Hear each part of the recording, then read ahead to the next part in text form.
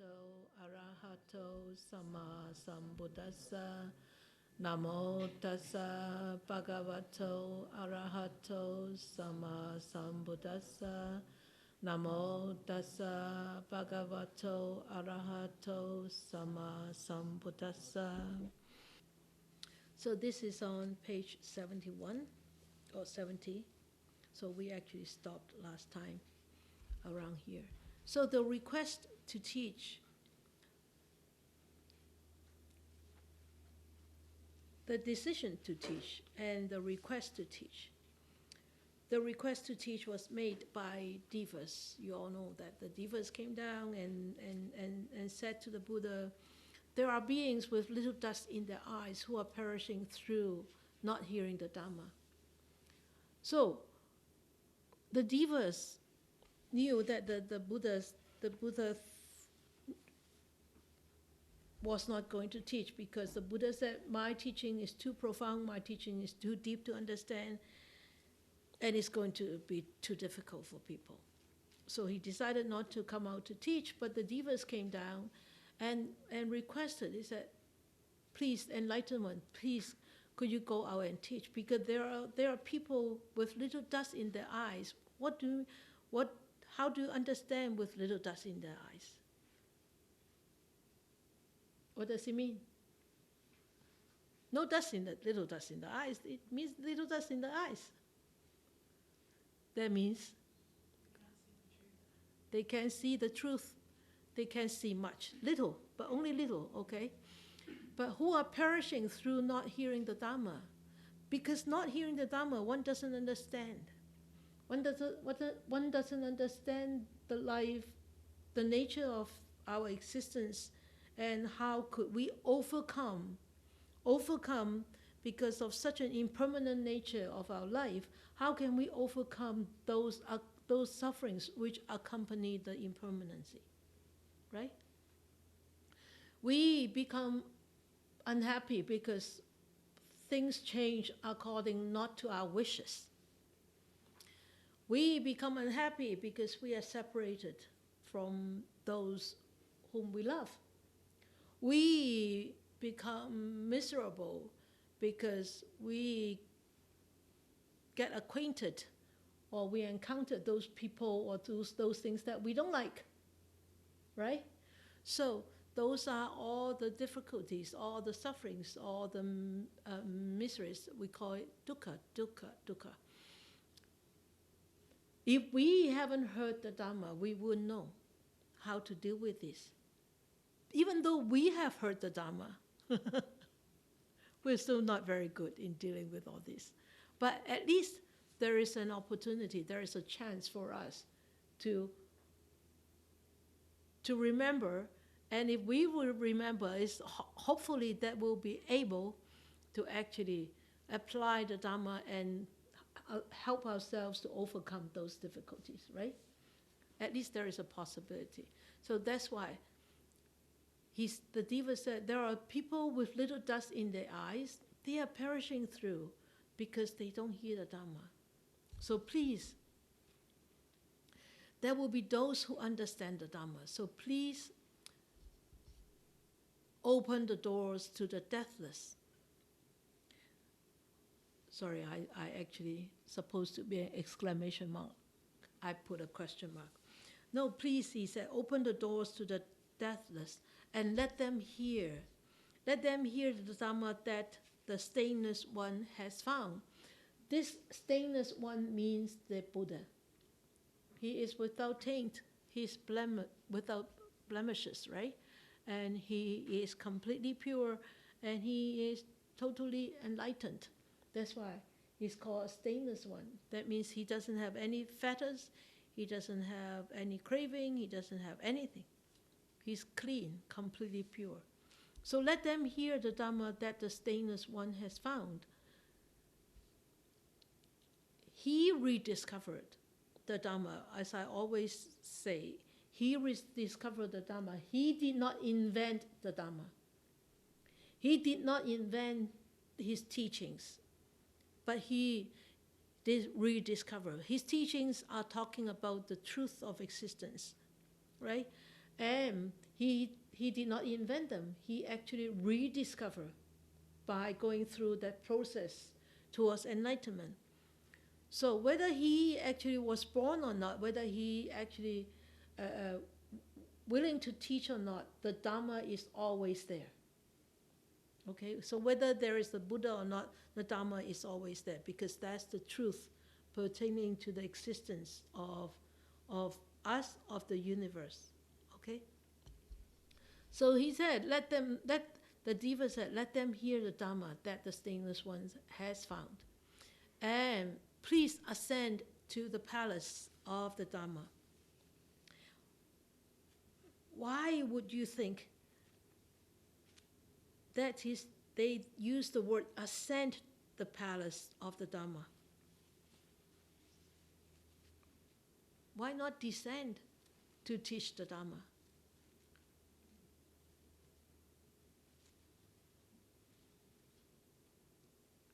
Why would the yeah?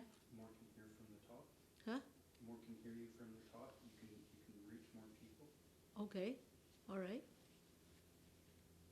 And maybe that's the Deva's way of speaking. The Diva's way of speaking. Because the Divas come from where? Come from up there. Yeah. So if you descend, you talk from the lower level. Only the lower level people can hear you. So you have to ascend to the higher world, so everybody, all realms can hear, right? And also, the palace of Dhamma, that means nothing can actually surpass what the Buddha has taught, what the Buddha has discovered. Nothing. Nobody ever talk about the things that he talked about. Nobody. So that's why he said, the Dhamma I discovered, nothing can surpass it. It is the highest. Okay? Then he said, let the sorrowless one survey this human breed engulfed in sorrow, overcome by birth and old age, and let them arise victorious hero. Okay, he said, victorious hero, please let the Blessed One teach the Dhamma. There will be those who will understand.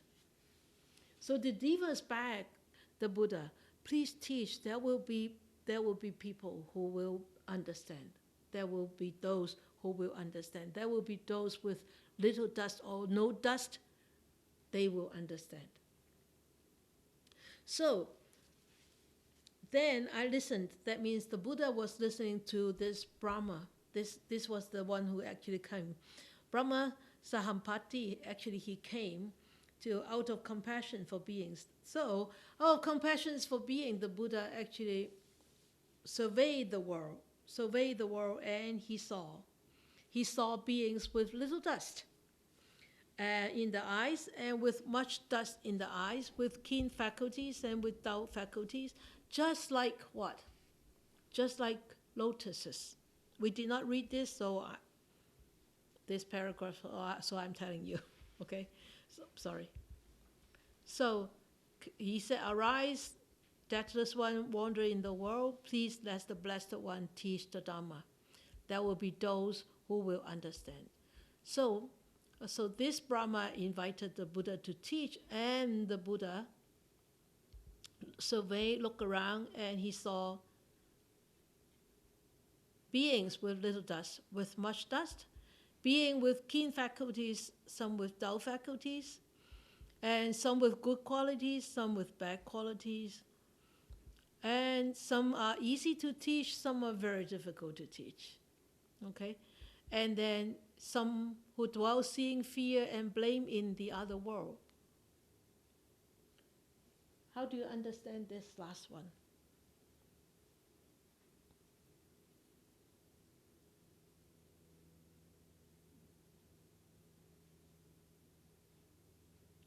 What do you mean by in the other world? Next one. This one? This world? Right now? Okay. Anybody else? So for their sufferings? Anybody else?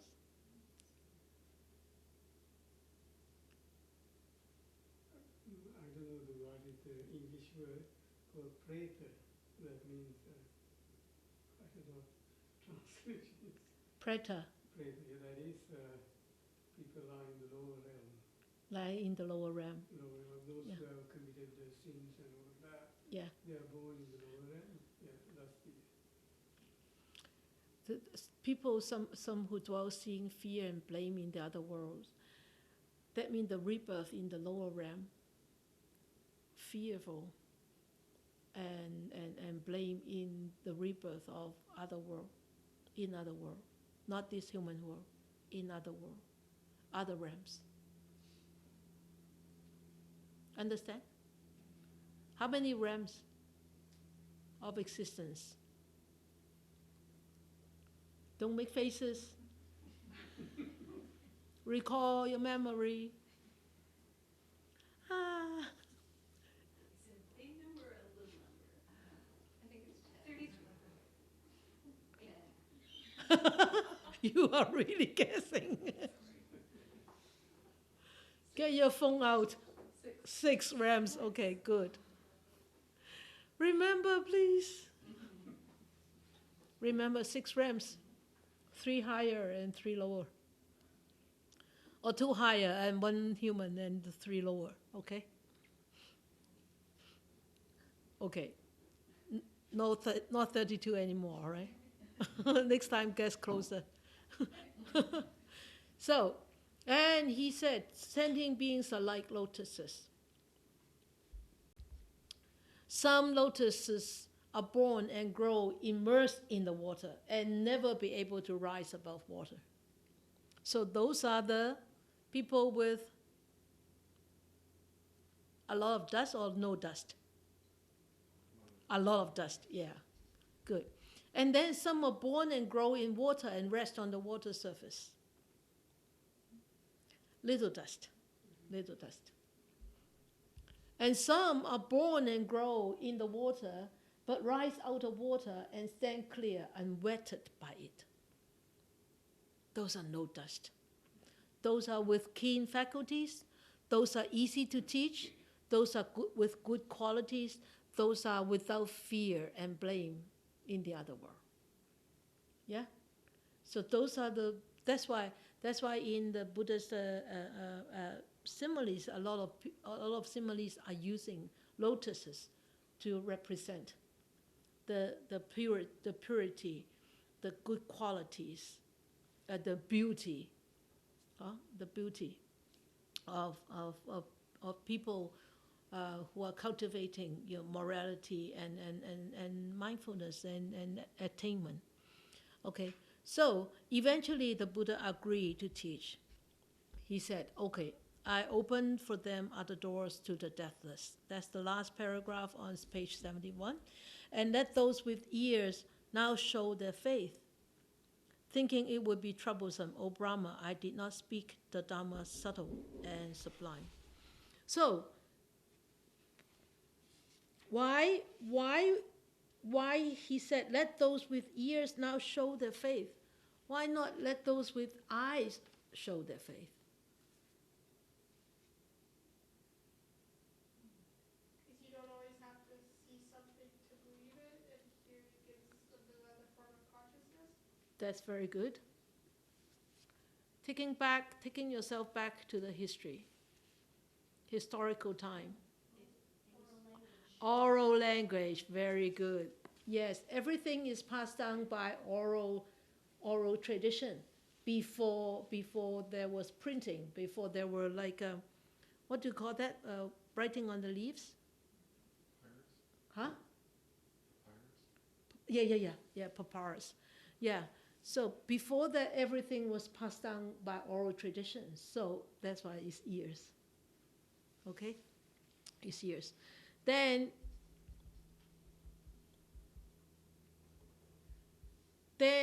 first one to teach the Dhamma to. Remember who that was? Whom the Buddha wanted to teach the Dhamma to? Whom?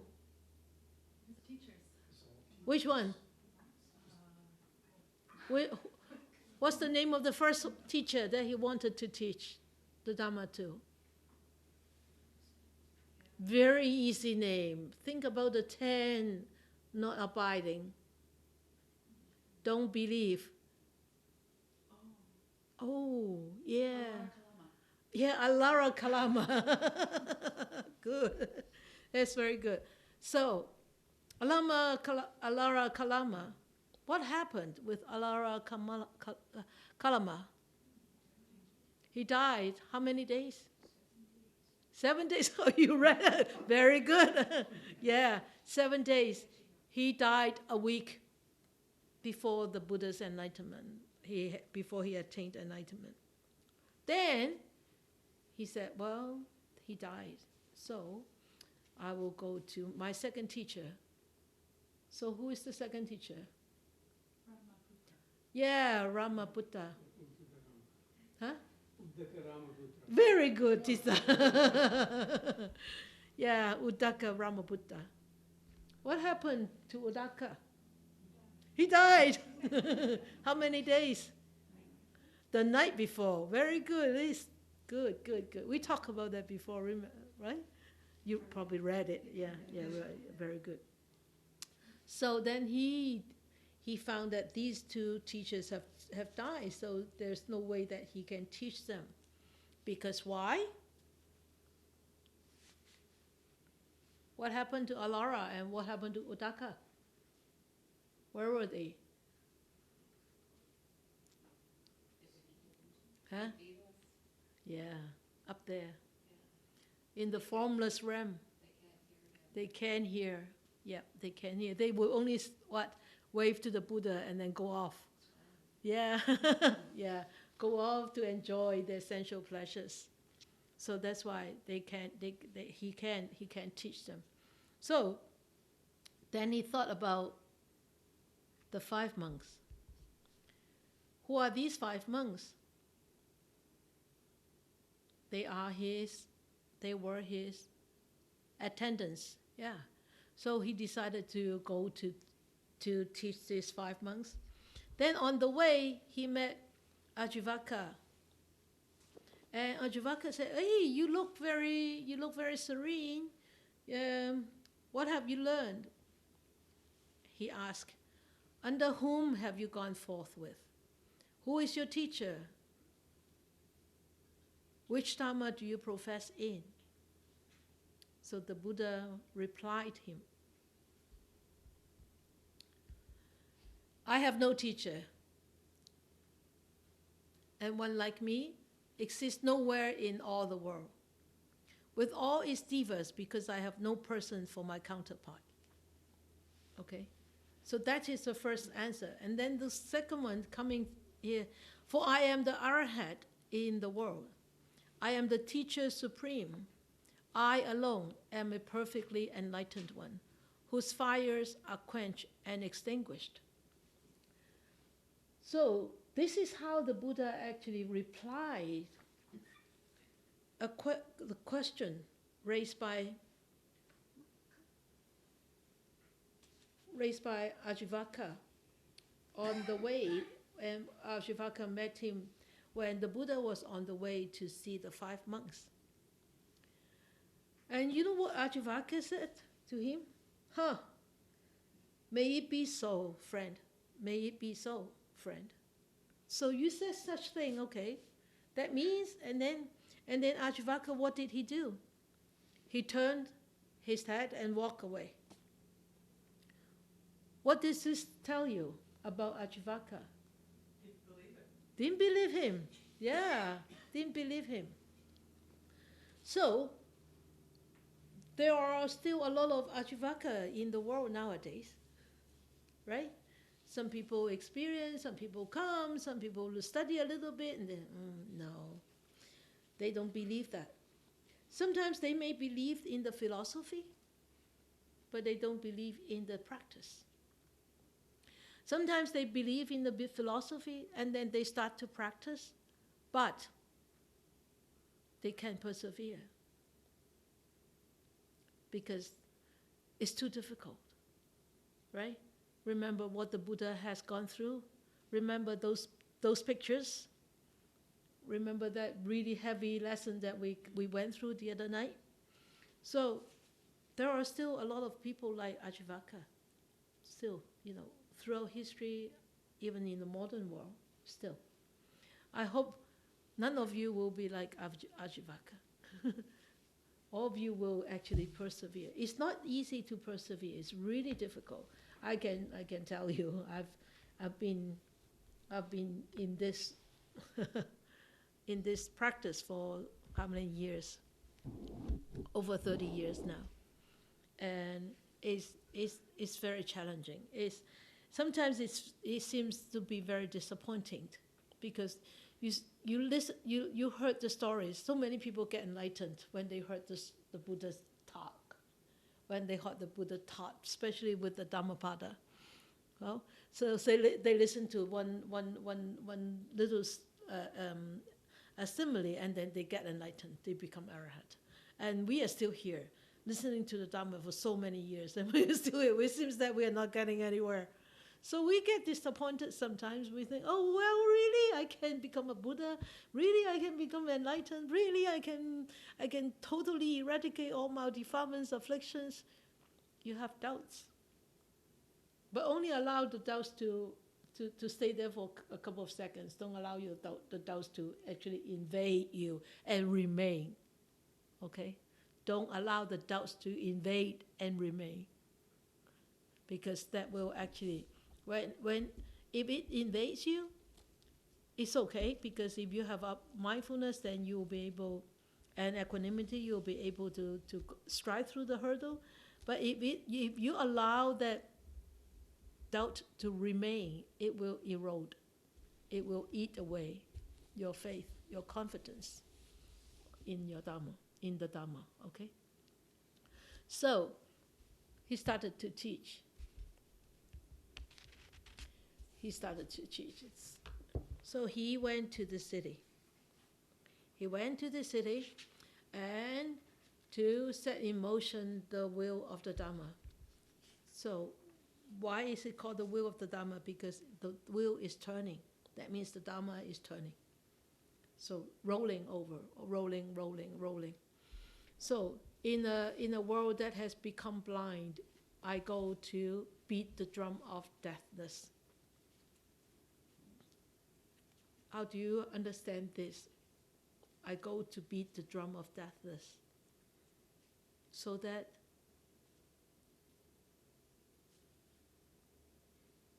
people will hear the drum of deathless. Okay? So that means the Dhamma, to hear the drum of the Dhamma.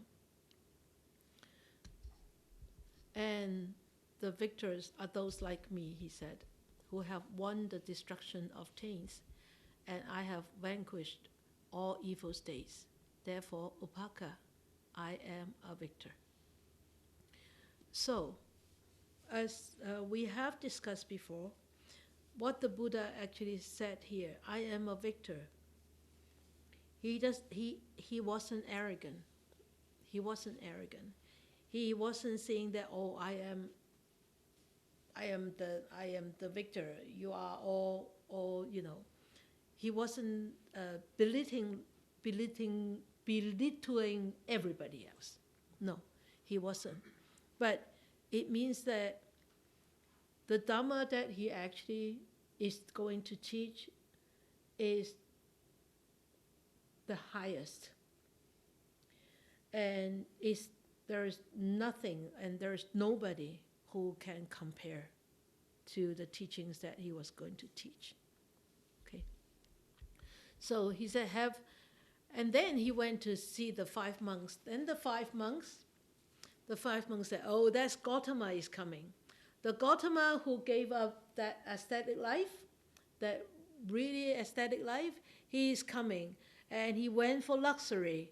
He took porridge, he took everything, and he sat down, he took a bath. So let us don't pay any attention to him.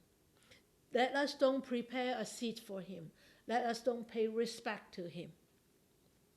So then the Buddha said to him, I I have attained enlightenment. Now I wanted to teach you.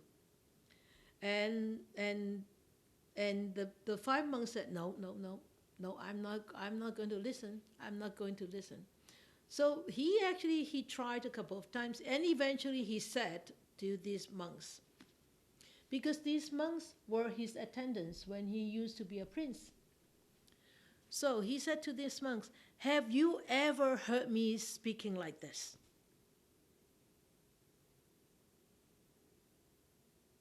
Before.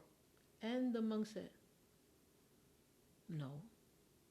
They really haven't heard him pushing and expounding this kind of teachings before. They never heard it before. In those years that he was with them, for that 6 years that he was with them, they've never heard him saying this. So he said, you have not heard me speak like this before, so please hear me now. I'm going to teach you the Dhamma. So, and he said, when I teach you, you should actually practice as you are instructed.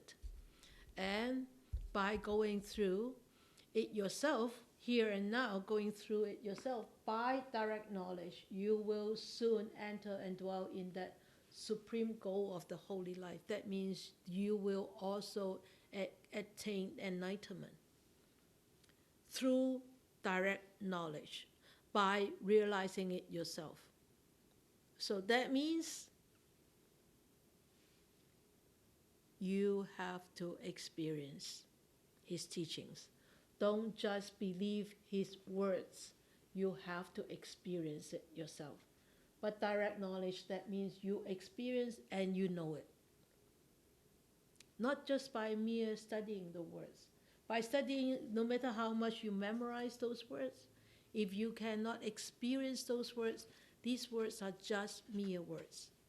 You are just repeating the words, but you are not experiencing what he taught. Okay? So eventually you will enter and dwell in the supreme goal of the holy life. And when you actually attain that knowledge and vision, that knowledge and vision that you attained, that liberation is unshakable. Nothing can shake up that liberation. You cannot go back anymore. There is no regress. There's only progress. And then the monk said, oh, this is our last birth. Now there is no more renewed existence. That means the monks, the 5 monks, were all actually they all attained enlightenment. So easy, eh? Why are we still here? Why are we still studying word by word, passage by passage? Because, why? You know the answers. I'm not expecting a big answers. Our karma, huh? We are not enlightened. Yeah, that's a fact, isn't it? Yeah. We still have many, yeah? We are ignorant.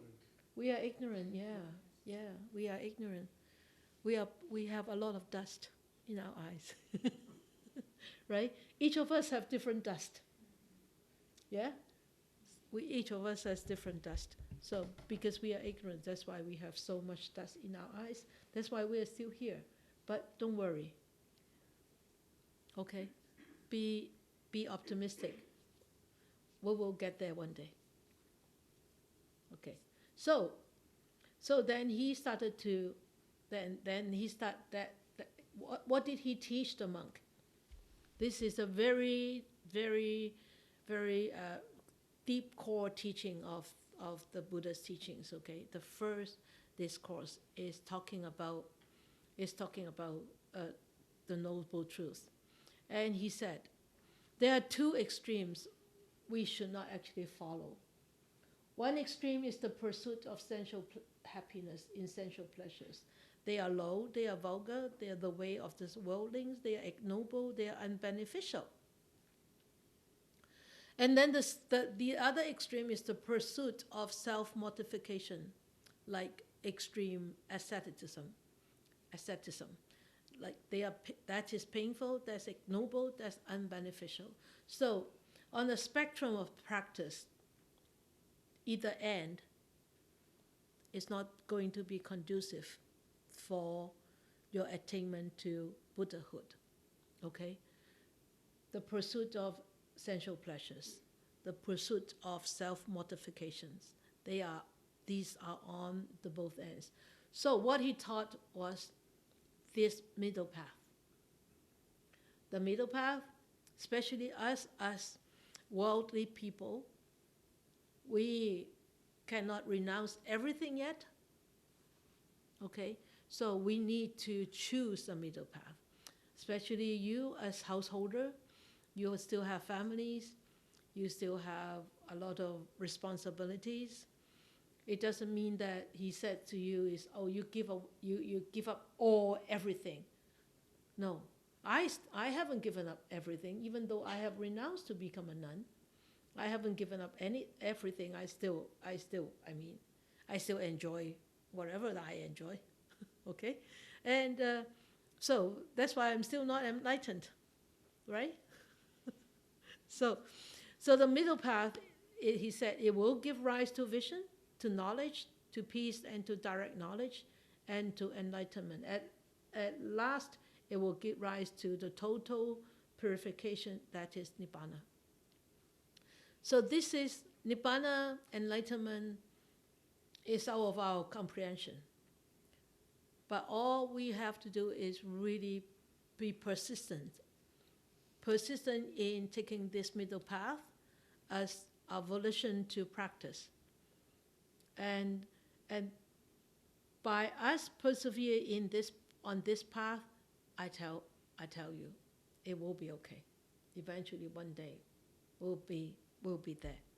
Okay, so that first discourse he was talking.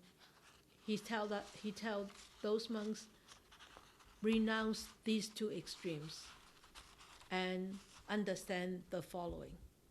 So the first teaching that he taught was the Four Noble Truths. So most of you actually know what is the Four Noble Truths. The first Noble Truth is, this is suffering. This is suffering, right here, right now. This is suffering. And the second Noble Truth is, this is the cause of my suffering. And then the third Noble Truth is, this is the cessation of suffering. And then the fourth Noble Truth is, this is the path leading to the cessation of suffering. So you can see, this is suffering, is an effect, is a consequence, right? And this is the cause of suffering, is the reasons for our suffering. As Jesus said just now, why do we have so much dust? Because having so much dust in our eyes is already an effect, a consequence. Why? Why do we have so much dust in our eyes? Because we are ignorant. You can also say, we don't see things as they really are. Yeah. It goes that way too. Yeah.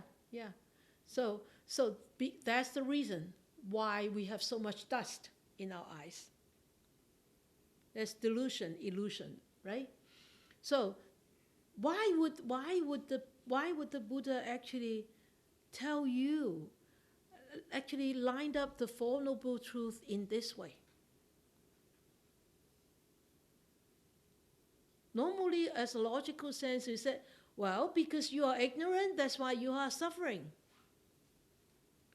But he actually put, this is suffering, as the first Noble Truth.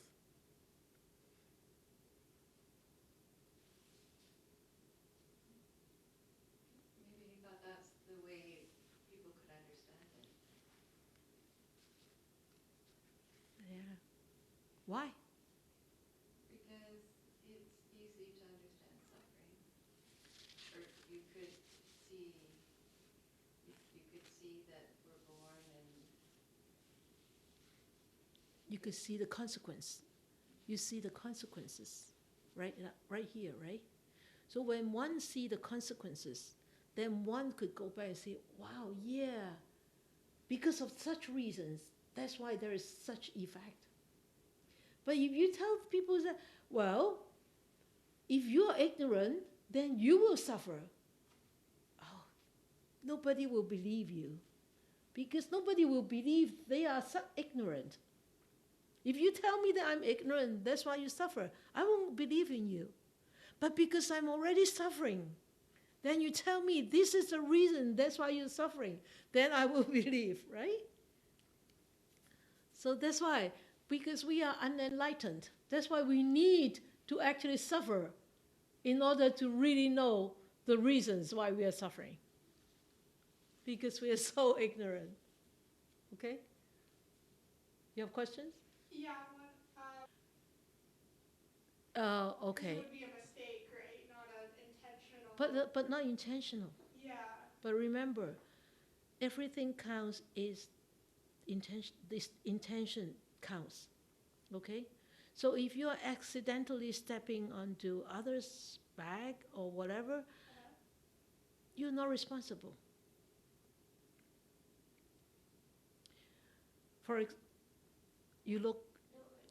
You agree, right? But you look sort of like, really, Sifu? For example, we can raise a very easy example. For example, we are like on work day, everybody's come and help to clean up. So somebody is trimming the trees, right? So somebody is raking those cut down branches. Everybody is raking.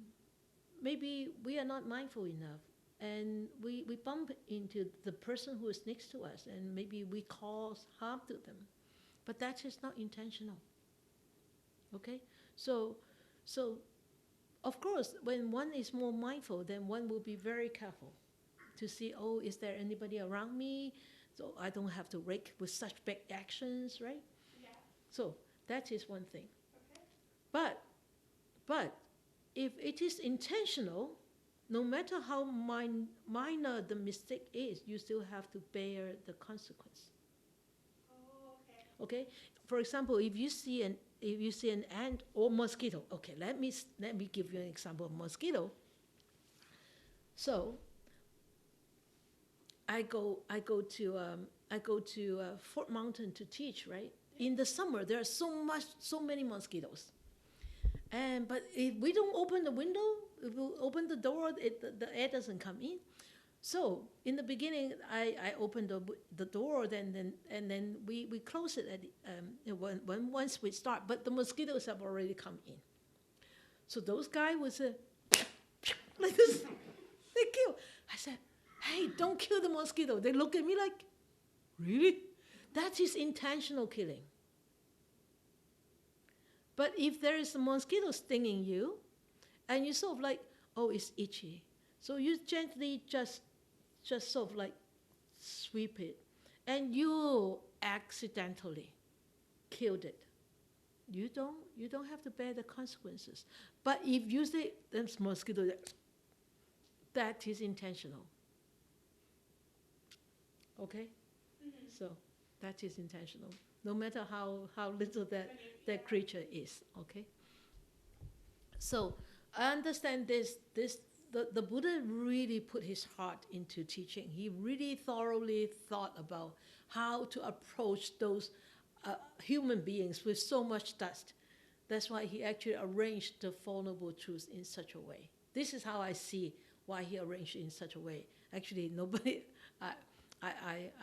I haven't seen any commentary about this arrangement, but this is how I see it. But so,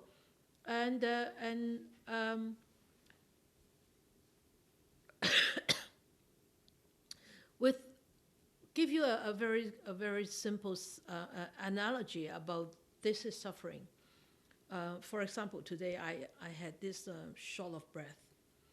I had this so really like full head. Like as if that I'm getting a cold or whatever. But I don't have a runny nose.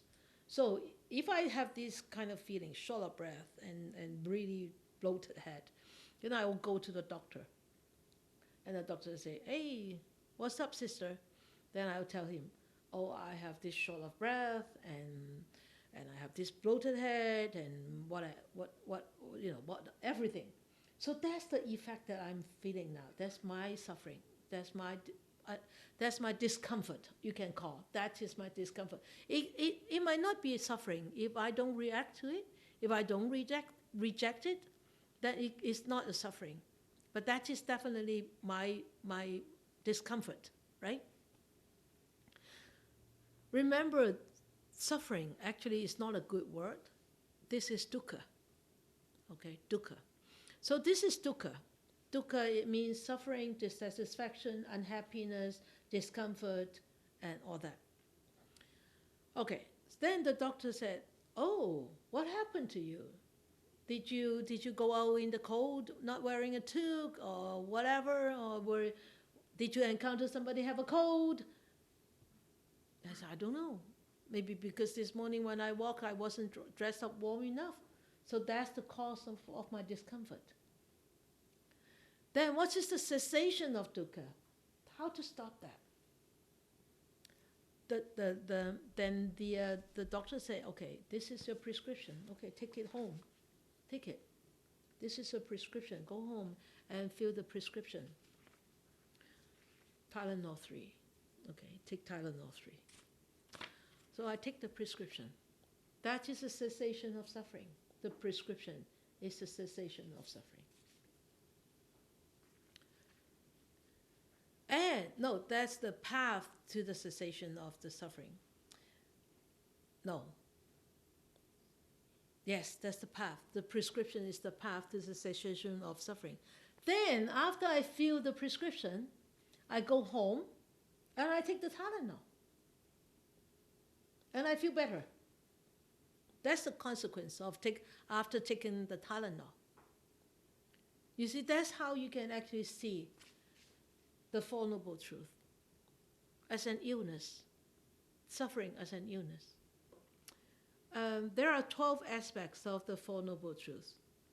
These are a little bit complicated, but we can actually go through it very fast, and I can give you a very easiest vision to look at these 12 aspects of Four Noble Truths. And the first aspect is, about the First Noble Truth is, this is the Noble Truth of suffering. Yes, this is suffering. And this truth of suffering, I understand now. I totally understand. And this needs to be understood. And then the third one is, I totally understood. Okay, that is the first three aspects relating to the First Noble Truth. This is suffering. And then the second one is the origin of suffering. So this is the origin of suffering. The cold. Maybe I have a friend who has a cold. So this is why I have this headache. The noble truth of origin of suffering is to be abandoned. So I need to get rid of this headache. Right? I need to get rid of this headache. And this headache has been abandoned. How? How to abandon them? It's by the third and the fourth noble truth. So I know this is the way out of my suffering. Okay, this is the way. This is the end of the suffering, and I need to realize this is the end of the suffering. And then I realize this. So I know. Okay, if I've taken the medicine, that means we go to the fourth noble truth. If I've taken the medicine, then there will be the cessation of suffering. Okay? And I need to realize this. So this is actually you think, oh, darn, what does it mean? It's actually easier to understand. I will, okay. This is in the book. He said, after seeing the 12 aspects of the Fourth Noble Truth, the vision knowledge arose in me because he understood, he experienced. And I attained this enlightenment, and it's unshakable. And this is my last birth. I won't be reborn anymore. So there is this we call Dhamma. This is another way to look at those 12 aspects of the Four Noble Truths. The first turning is pariyatti. Pariyatti, that means you hear, you listen, okay, you read, okay, that is pariyatti. So you start to understand more. You start to understand, you start to reflect, okay? So that's the first turning. You start to reflect on sufferings. You start to understand suffering. You hear more about the suffering. You see more about the suffering. Yeah? That's the first pariyatti. Pariyatti, that means hearing, studying, listening, reflecting. And then the second turning is like the patipatti. Patipatti, that means you are actually practicing. Practicing to see, to understand the Four Noble Truths. How does that work?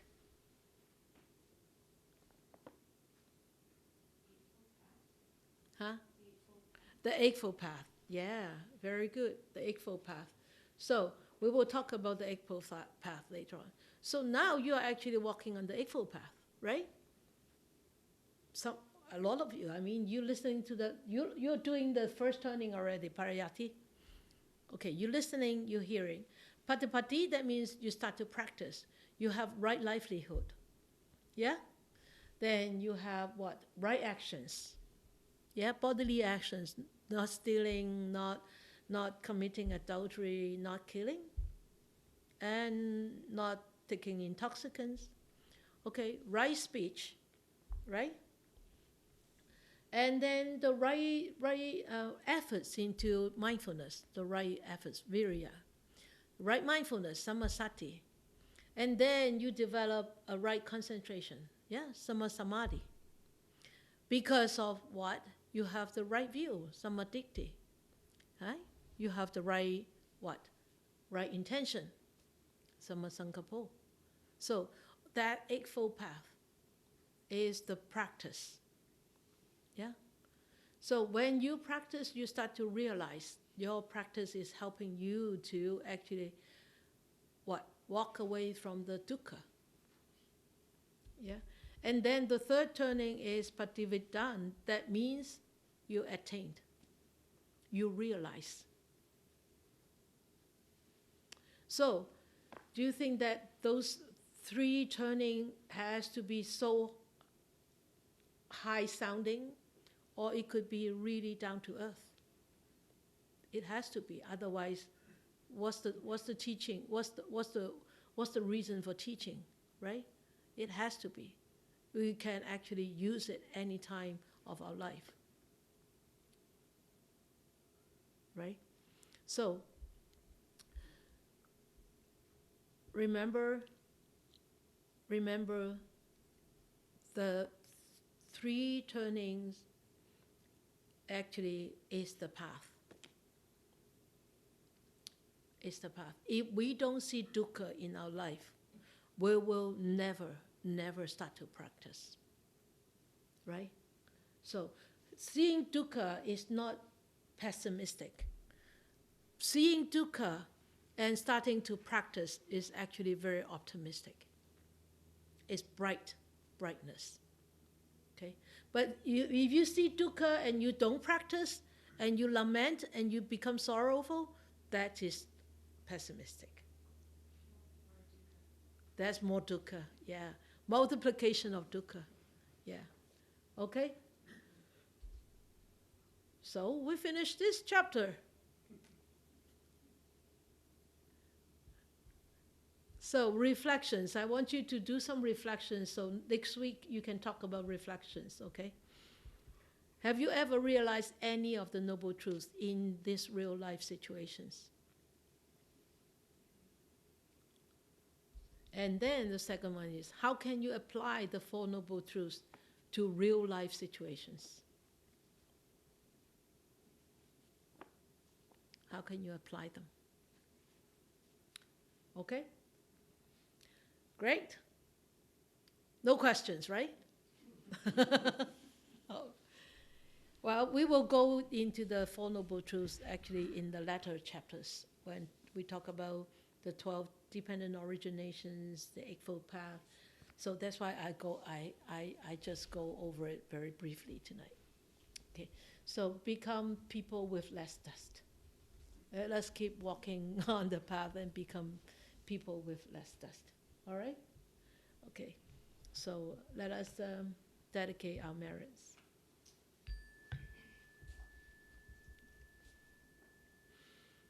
May these blessings extend to all, that we with all the other living beings together will attain the Buddha way. Let us arouse a good thought. May more and more people will encounter the words of the Buddha, study them, practice them, and help themselves to liberate from all the dukkha and attain the ultimate freedom, happiness, and peace.